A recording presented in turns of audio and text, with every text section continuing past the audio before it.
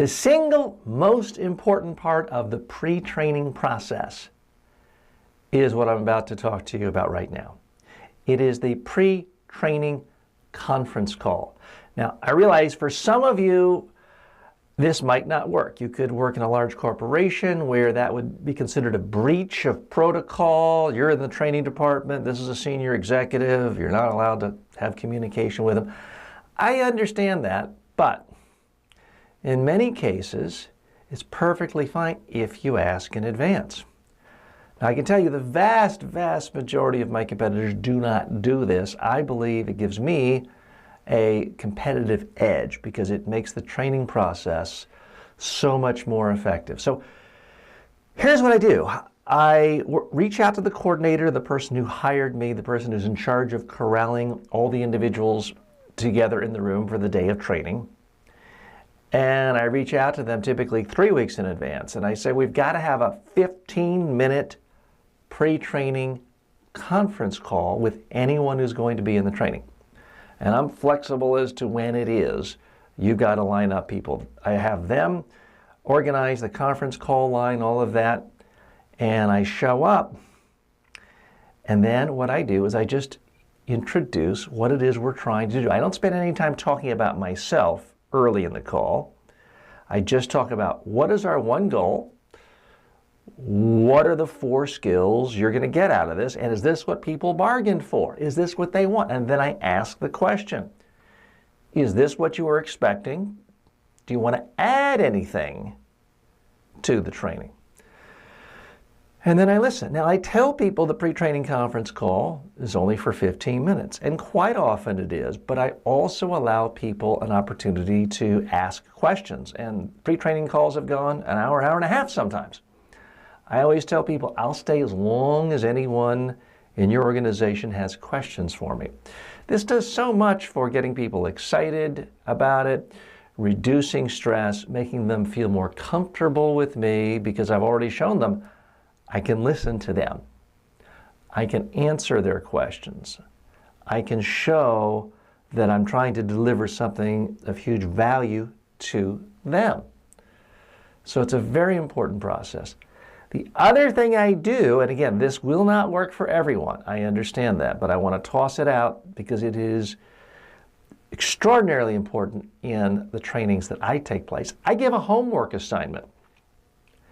And the homework assignment, if it's a public speaking training, is they actually have to record themselves giving a presentation on video and to watch it, figure out what they like, don't like, redo it as many times as it takes, and then email it to them until they're happy with it, and then email it to me and their in-house coordinator. I do this for media training as well, where they come up with their messages and their sound bites. Now, the way I'm able to do this and motivate them, some might say trick them into doing this, is I tell them, look, if you're coming up with 3 media messages and sound bites for a scenario, it really shouldn't take more than 90 seconds to say it. So if you record it once, 90 seconds, watch it, see a few things you don't like, redo it, watch it, couple final tweaks, redo it, watch it. That's a grand total of 9 minutes. Is there anyone on the call today who doesn't have 9 minutes between now and our 8-hour training day in 2 weeks? Of course, at that point, people are too embarrassed to say they can't possibly come up with 9 minutes. So I get buy-in from the trainees, and I get a commitment from everyone on the call. So this has, frankly, revolutionized my own training because people have come in having already thought about it. They've done some reading, perhaps watched videos in the online course I've given them. But more important, they've actually stood up, spoken, recorded, and watched themselves. Now, here's the thing. My average client practices their own speech or their media messages not 1 or 2 or 3 times, but 30 times. They typically spend an hour or more on this process. Some have spent a lot more. I have a client, CEO of a major high-tech company, not that long ago. Busy guy. He manages 10,000 employees around the world. And he did his practice video 130 times. But he said to me when he came in the day of training, he says, wow, TJ, I've already learned so much. I'd already helped him and helped dramatically make that happen. Here's the thing I have found with customers, clients around the globe, and with people in general. When they tell you they're too busy for it, it means one of two things. Either it's a low priority, or in my case, when I'm asking them to video record themselves, they have insecurities. There's always time for anything that's important.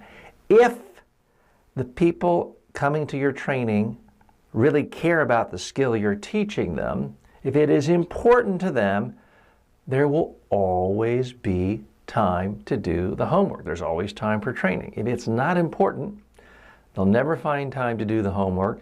They probably won't find time to even come to the training, or they'll come late and leave early.